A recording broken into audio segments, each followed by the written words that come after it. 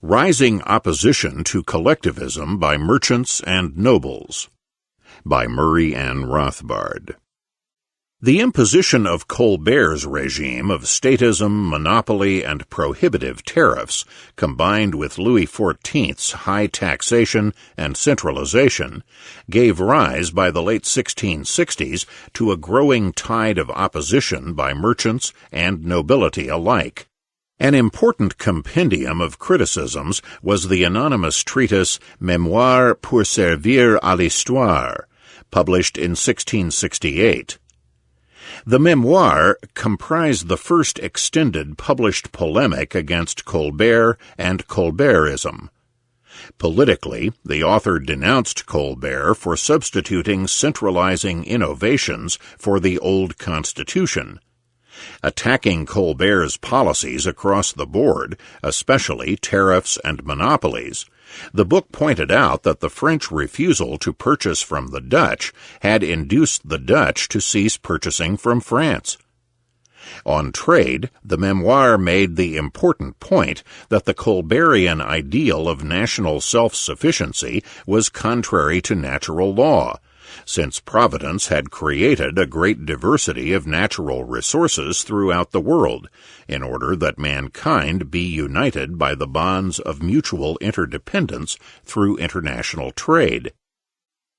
After an upsurge of denunciations of Colbert in the late 1660s, the Comptroller General reacted by cracking down on all dissent. In consequence, when Colbert died on 6 September 1683, there was intense joy throughout France, and especially in Paris. In fact, only protection by the soldiery prevented the populace from demonstrating their attitude by dragging Colbert's body through the streets of Paris. Many oppressed Frenchmen exulted that a new dawn had arrived. Taxes would cease, and the Golden Age would return. Such was not to be, however, and absolutism and consequent economic distress became even worse. But the death of Colbert allowed a raft of dissent to arise once more. A torrent of hatred poured out against Colbert's son, nephew, and other of his hand-picked successors. The outpouring of opposition, encouraged by official inquiries and investigations of the Colbertian past, was not merely personal, however. It was also in opposition to the mercantilism stifling the economy. In May 1684, a nobleman accused Colbert of being responsible for the ruin of finance and trade.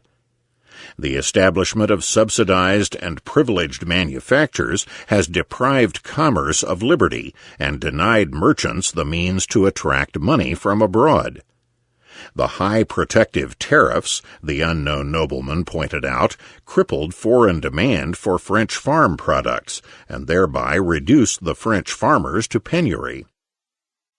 This line of attack on Colbertism was developed in the following year by Gatien de Courtil de Saint-Rah, Sieur du Verger, who published a book on the new interests of the princes of Europe.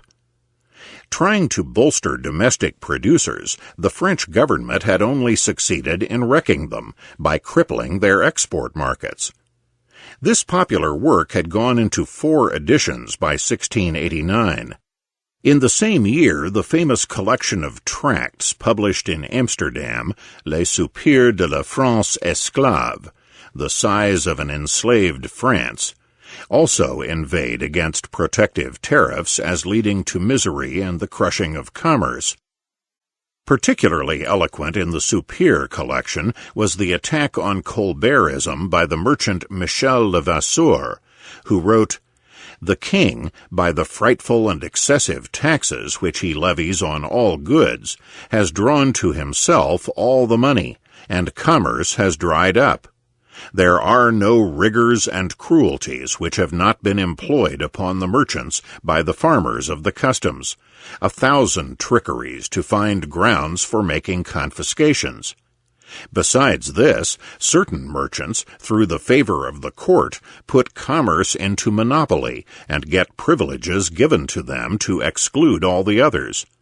And finally, the prohibition of foreign goods, far from turning out well for commerce, is, on the contrary, what has ruined it. And all through this, the despotic and sovereign power which prides itself on every whim, on reordering everything and reforming all things by an absolute power.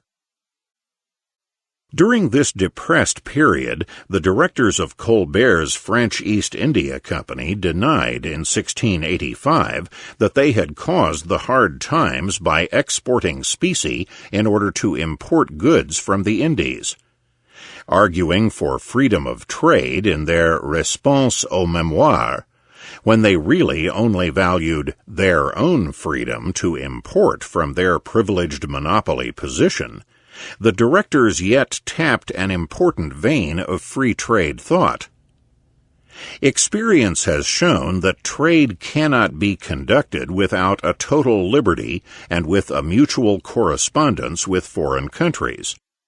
The moment we violated trade, the foreigners withdrew. They attracted French workers and established our manufactures in their country and have dispensed with ours.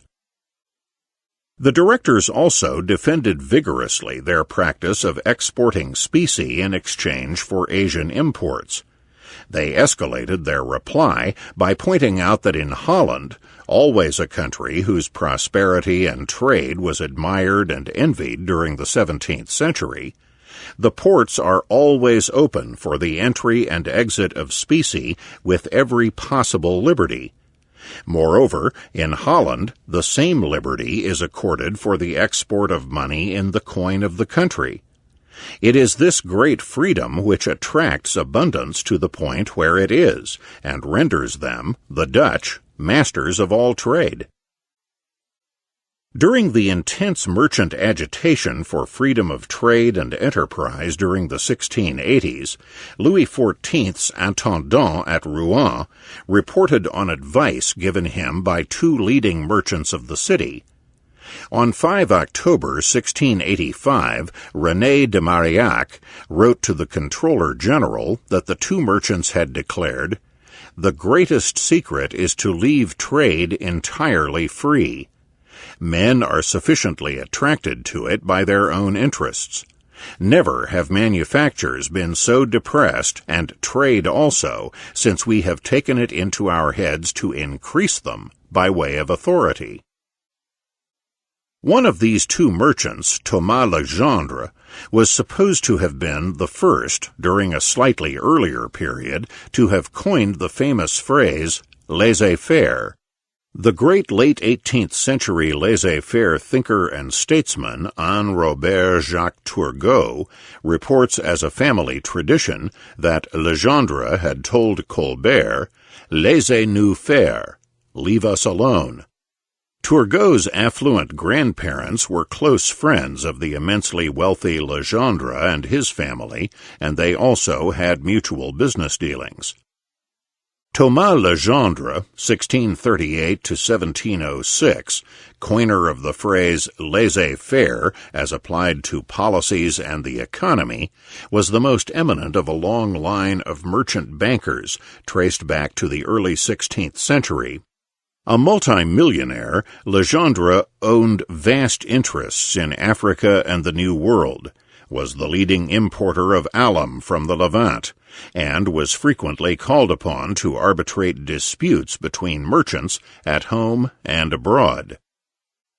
Despite his wealth, multinational commercial connections, and public honors, Thomas Legendre had what seemed to be only a negative rather than positive influence upon the French government. Time and again the Crown refused to allow him permission to send vessels abroad, or to load merchandise onto foreign ships. This treatment only changed in the 1690s, when the government, engaged in war with Protestant England and Holland, made use of Legendre and other ex-Protestants to trade with their contacts in those countries while the war was going on. Not only the merchants, but also some intendants were joining the laissez-faire camp during the 1680s. On 29 August 1686, the intendant in Flanders, Duguay de Banois, wrote a bitter protest against a decree of the previous year levying a 20% tariff on imports from the Levant, except for goods carried on French ships from the Middle East that had entered the ports of Marseille or Rouen.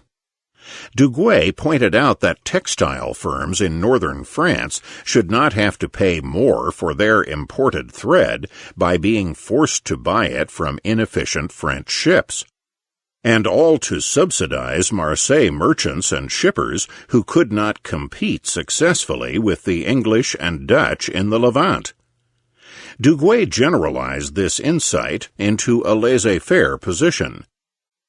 Trade can flourish and subsist only when merchants are free to procure the merchandise they need in the places where they are sold at the lowest price, and every time we wish to compel them to buy in one place at the exclusion of all others, merchandise will become more expensive, and trade will consequently fall into ruin.